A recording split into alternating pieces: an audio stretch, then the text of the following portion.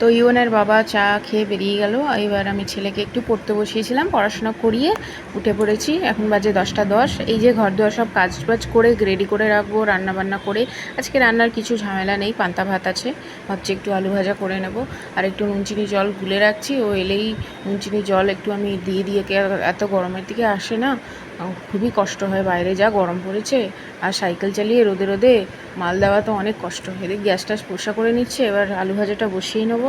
আলু ভাজা হয়ে গেলে রেডি করে, এবার ছেলে আমার তো খেলা করছে। ছেলে এমনি শরীর টরীর ভালো থাকলে, তাও কালকে দিকে দেখছি গায়ে হালকা হালকা জ্বর, বাথরুমে ঢুকলে চান করতে আর বেরোতে চায় না। বাচ্চা মানুষ এবার চান করছে সেটা ঠিক আছে, কিন্তু ঠান্ডা জল তো, ওর তো ভালো লাগছে, কিন্তু আমাদের তো আর শরীর খারাপ হলে আর দেখতে হবে না, মাথা খারাপ। এই হচ্ছে আমার রোজকার অবস্থা। ছেলে এত জল ঘাটতে ভালোবাসে, বললে শুনবে না, ওর পেছনে দৌড়াতে দৌড়াতে আর চেলাতে চেলাতে আমার সারাটা দিন কেটে যায়, এই অবস্থা।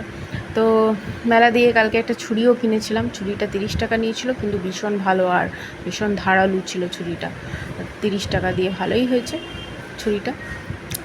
তো চলো, আর কি আর করবো, রোজকার কি আর তোমাদের সাথে ভিডিও শেয়ার করবো, তোমরাও ভাবে এই রোজকার কাজ, ঘরোয়া মানুষ, ঘরে থাকি, ঘরের রান্না বান্না কি করলাম কি না, এই সবই ভিডিও শেয়ার করি। যখন ঘুরতে বেরোতে যাই তখন একটা আলাদা ব্যাপার।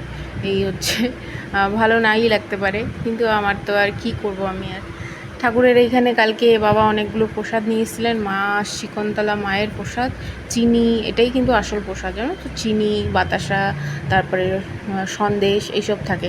তো অনেকগুলোই প্যাকেট এসছে, এগুলো কেটে সব ঢেলে রেখে দিচ্ছি। এত পিঁপড়ে হয়ে যাচ্ছে, কোর্টে না রাখলে সব পিঁপড়ে, মানে ঘর বাড়িতে সব পিঁপড়ে হয়ে যাবে, আমার ছেলেকে আবার কামড়ে দেবে।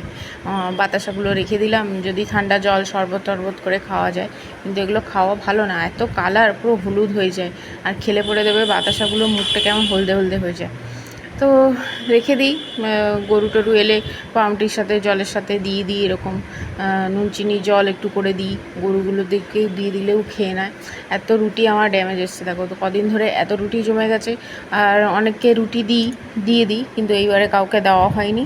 তো রুটিগুলো ভাবলাম প্লেটের মধ্যে একটা কোনো জিনিসে একটা পাউরুটিগুলো ঢেলে বাইরে রেখে দিই, গরুগুলো খেয়ে নেবে। আগে যখন ভাড়া বাড়িতে থাকতাম, গরুগুলো কিন্তু মানে বলতে গেলে বাধা ধরা, রোজই আসতো, তখন আমি খাইয়ে দিতাম, এত রুটি জমতো না।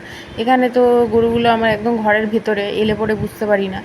যাই হোক, রেখে দিই, গরু টরু খেয়ে নেবে। প্লাস্টিকগুলো দিলে তো আবার সমস্যা, প্লাস্টিক শুধু খেয়ে নিলে তো আর, এই প্লাস্টিকগুলো আমার জ্বালানো কাজে চলে আসবে।